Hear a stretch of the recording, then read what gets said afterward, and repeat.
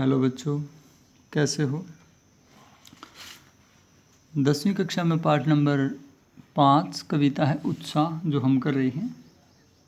सूर्यकांत त्रिपाठी निराला द्वारा रचित है। उसका अभ्यास करते हैं। पहला प्रश्न देखो।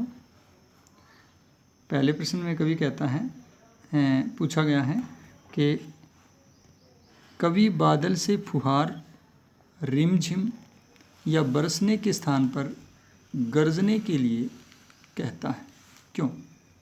यानी फुहार, रिमझिम या बरसात की बजाय गरजने को ही क्यों कहता है, इसका उत्तर हमने देना है पाठ के अनुसार।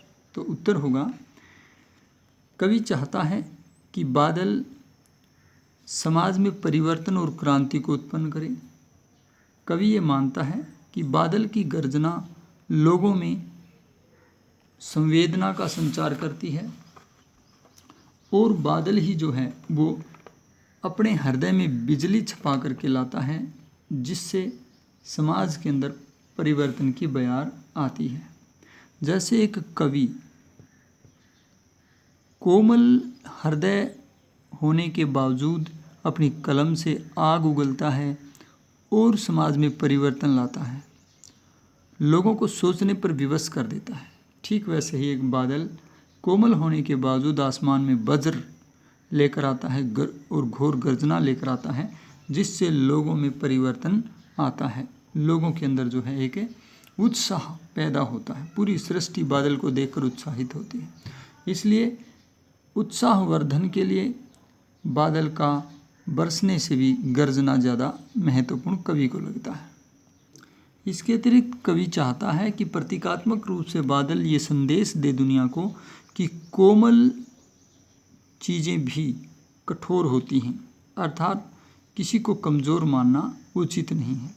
कोमल, गरीब और असहाय वर्ग के अंदर भी वज्र की ताकत, वज्र की कठोरता, क्रांति का जज्बा होता है। जो प्रश्न संख्या 2 है वो भी बिल्कुल मिलता जुलता है। कहता है कविता का शीर्षक उत्साह क्यों रखा गया है।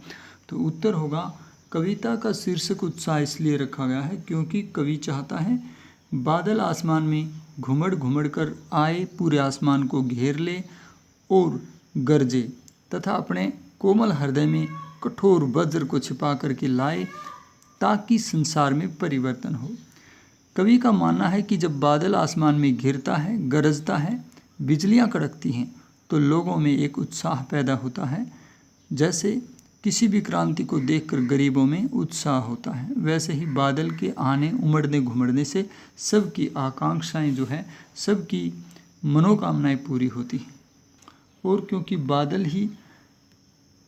बादल के आगमन से ही सब तरफ जीवन की शक्ति का संचार होता है, यानी प्यासे लोगों की प्यास बुझती है, शीतलता प्राप्त होती है, निदाग से उन्हें छुटकारा मिलता है, भीषण गर्मी से उन्हें छुटकारा मिलता है। तो इस तरह से ये कविता उत्साह, इस कविता का शीर्षक इसीलिए रखा गया क्योंकि कवि का मानना है बादल सृष्टि में उत्साह सृजन करता है। प्रश्न संख्या 3 देखिए, कविता में बादल किन किन अर्थों की ओर संकेत करता है, यानी बादल किन किन अर्थों को देता है। तो हम कह सकते हैं कि कविता में बादल अनेक अर्थों की ओर संकेत करता है।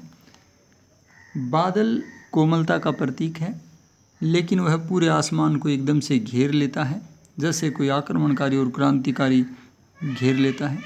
इसके अतिरिक्त बादल के आसमान में आने से लोगों में उम्मीदों और आशाओं का संचार होता है, इसलिए बादल उत्साह का प्रतीक है। बादल के आने से ही या बादल के बरसने और गरजने से ही इस सृष्टि की पीड़ा, भीषण गर्मी का जो ताप है वो दूर होता है और लोगों को शीतलता और शांति प्राप्त होती है। इसके अतिरिक्त कवि ने माना है कि बादल नवजीवन का संचार करने वाला है, उसे नवजीवन का प्रतीक माना है। और इसके अतिरिक्त बादल के बारे में माना है कि वो एक असीम सत्ता का प्रतीक है, यानी कि अनंत के घन, इसीलिए कहा गया है क्योंकि बादल अनंत सत्ता का प्रतीक है, अनंत सत्ता का परिवहक है। और जैसे एक कवि नए सृजन की क्षमता रखता है, लोगों में नई विचारधारा उत्पन्न करने की क्षमता रखता है, वैसे ही कवि का मानना है कि बादल भी कवि की भांति नव जीवन का संचार करने की शक्ति रखता है। प्रश्न संख्या 4 देखिए, शब्दों का ऐसा प्रयोग जिससे कविता में किसी खास भाव या दृश्य में ध्वन्यात्मक प्रभाव पैदा होता है,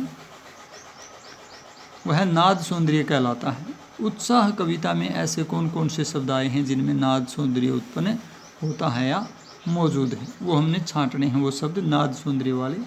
देखो, गरजो से नाद सौंदर्य उत्पन्न होता है। धारा, घोर गगन धारा धर ओ,